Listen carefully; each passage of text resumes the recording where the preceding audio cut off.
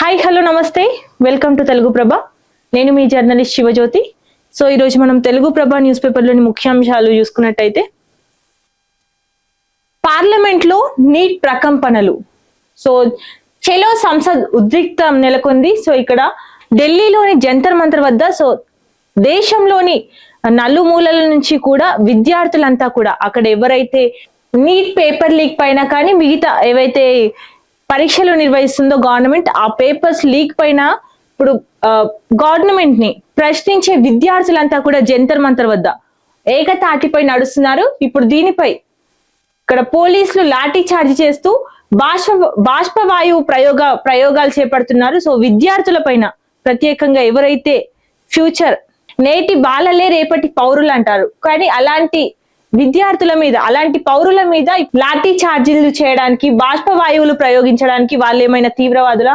So తీవ్రంగా గాయపడిన పోలీసులు, నిరసనకారులు. సో ఈ ఉద్రిక్తతలో తీవ్రంగా పోలీసులు కూడా గాయపడ్డారు.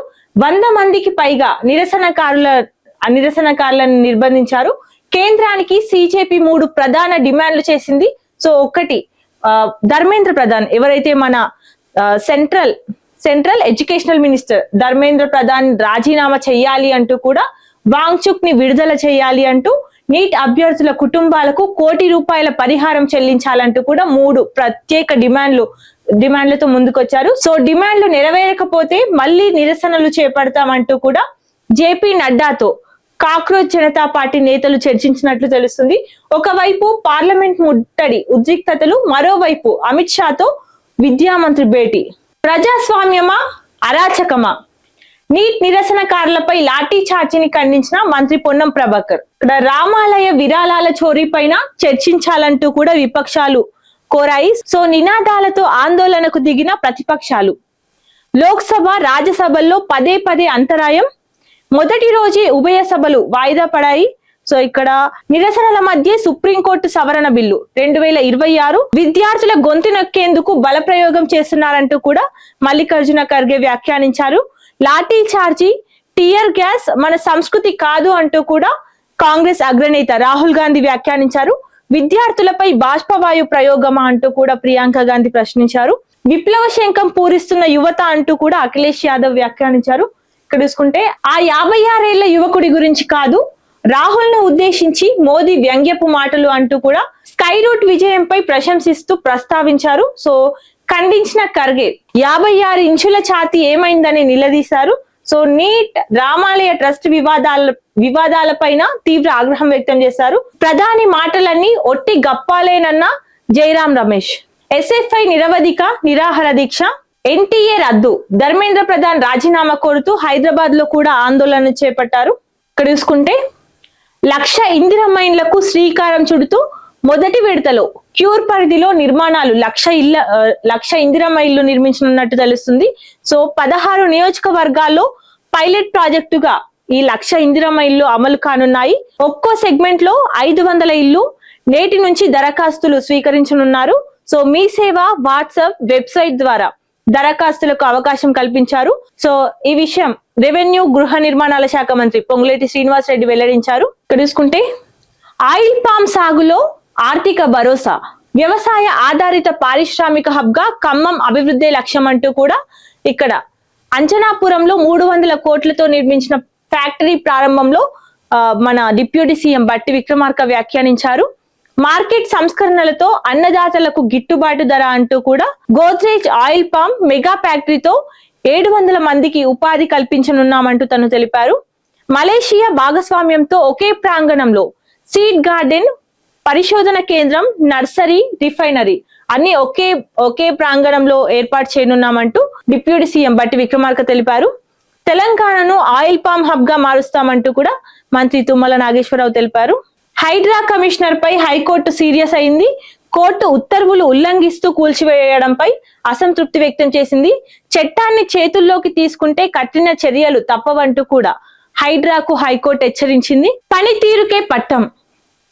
కాంగ్రెస్ లో రేవంత్ కొత్త సంకేతాలు. స్థానిక ఎన్నికలే లక్ష్యంగా పార్టీ ప్రక్షాళన చేపడుతోంది. ప్రజల్లో చురుకుగా లేని నేతలపై ఫోకస్ పెట్టనున్నట్టు తెలుస్తుంది. పనిచేయని నేతలకు హెచ్చరికలు కూడా జారీ చేశారు. సీనియర్లకు తప్పని పరీక్ష. సో జిల్లాల వారీగా ఫీడ్బ్యాక్ తీసుకుంటున్నట్టు తెలుస్తుంది. ఇక్కడ తీసుకుంటే సిఎస్ కు కొరబడిన సీనియర్ల సహకారం, ఫైళ్ల క్లియరెన్స్, శాఖల సమన్వయం, ప్రతిష్టాత్మక ప్రాజెక్టుల అమలుపై ఇది బాగా ఎఫెక్ట్ పడనుంది. అధికారుల మధ్య సమన్వయ లోపంపై సచివాలయంలో ఇప్పుడు చర్చలు నడుస్తున్నాయి.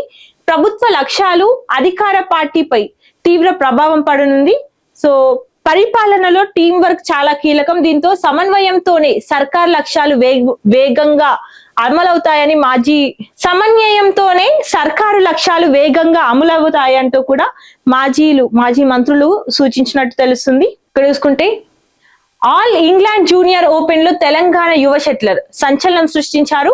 అండర్-19 సింగిల్స్ టైటిల్ గెలిచిన తొలి భారతీయుడిగా సాయి నచికేతన్ బత్రాజ్ చరిత్ర సృష్టించారు. సో ఇక్కడ చూసుకుంటే E20 పెట్రోల్ తో ఇంజన్లు పాడవ్వవు అంటూ కూడా పార్లమెంట్ లో స్పష్టం చేసిన కేంద్ర ప్రభుత్వం. బహదూర్గూడ భూముల వివాదం, ప్రభుత్వానికి హైకోర్టు మధ్యంతర బ్రేక్. వివాదాస్పద భూములపై తదుపరి చర్యలు చేపట్టొద్దని ఆదేశాలు కూడా జారీ చేశారు. సో 4 రైతుల పిటిషన్ పై మధ్యంతర ఉత్తర్వులు జారీ చేశారు. ఇక్కడ చూసుకుంటే మామునూరు ఎయిర్పోర్ట్ కు గ్రీన్ సిగ్నల్, 496.86 కోట్లతో అభివృద్ధికి సూత్రప్రాయ ఆమోదం. టెండర్లు పూర్తయ్యాయి. భూసేకరణ అనుమతుల్లో వేగం పెంచనున్నారు. సో ఆదిలాబాద్ పెద్దపల్లి ప్రాజెక్టుపై కూడా పురోగతి పెంచనున్నారు. కట్టింది కూల్చింది బీఆర్ఎస్ఏ అంటూ కూడా కాళేశ్వరం వైఫల్యాలకు గత ప్రభుత్వానిదే బాధ్యత అంటూ కూడా ఇక్కడ మంత్రి ఉత్తమ్ కుమార్ రెడ్డి వ్యాఖ్యానించారు. తప్పులను కప్పిపుచ్చుకునేందుకే సర్కార్పై ఆరోపణలు చేస్తున్నారంటూ, మేడిగడ్డలో నీళ్లు నింపితే విపత్తు తప్పదు అంటూ, పునరుద్ధరణకు శాస్త్రీయ విధానమే ఆధారం అంటూ కూడా తను వ్యాఖ్యానించారు. ప్రజల ప్రాణాలతో చెలగాటం ఆడబోమంటూ, చివరి దశలో సమగ్ర శాస్త్రీయ పరీక్షలు చేపడతామంటూ కూడా, ఎన్డీఎస్ఏ సిడబ్ల్యూసి అనుమతుల తర్వాతే బ్యారేజీలను వినియోగిస్తామంటూ కూడా మంత్రి ఉత్తమ్ కుమార్ రెడ్డి స్పష్టం చేశారు. ఇక్కడ చూసుకుంటే ట్రైనీ ఐపీఎస్ ఉదయ్ ఆత్మహత్యాయత్నం చేసుకున్నారు. సో ఇప్పుడు ప్రస్తుతం తను ఐసీయూలో చికిత్స పొందుతున్నారు. సో లైంగిక వేధింపుల కేసులో సస్పెన్షన్ తర్వాత ఈ పరిణామం చోటు చేసుకున్నట్టు తెలుస్తుంది. పరస్పర అంగీకారంతోనే సంబంధం అంటూ సూసైడ్ నోట్ కూడా రాశారు. తన చావుకు 4 కారణమని ఆరోపణలు కూడా వినిపిస్తున్నాయి. సో మహిళా ట్రైనీ అధికారి ఆరోపణలకు బలం ఉందన్న privilege committee. Police head quarters లో త్రిపుర డీజీపీ మృతి చెందినట్టు తెలుస్తుంది. బాత్రూమ్ లో విగతజీవిగా అనురాగ్ ధన్కడ్. ఈ మృతిపై అనుమానాలు వ్యక్తమవుతున్నాయి. సో పరిస్థితిని సమీక్షించిన సీఎం మాణిక్ సాహా. చూసుకుంటే డిస్కంల నష్టాలు 70,000 కోట్లు అంటూ కూడా, రైతు డిస్కంతో తీరేదెలా, నష్టాల్లో ఉన్న రాష్ట్రాల్లో మనది 2వ స్థానంలో ఉన్నట్టు తెలుస్తుంది. జాతీయ ర్యాంకింగ్స్ లో 52, 54వ స్థానాలకు పడిపోయింది. సో రాష్ట్ర ప్రభుత్వ బకాయిలు 54,090 కోట్లు ఉన్నట్టు తెలుస్తుంది. ఆర్థిక పరిస్థితిని సంక్షిప్తంగా మార్చిన పెండింగ్ బిల్లులు. సో ఇవ్వండి రోజు తెలుగు ప్రభ న్యూస్ పేపర్ లోని ముఖ్యాంశాలు. మరిన్ని అప్డేట్స్ కోసం చూస్తూనే ఉండండి తెలుగు ప్రభ.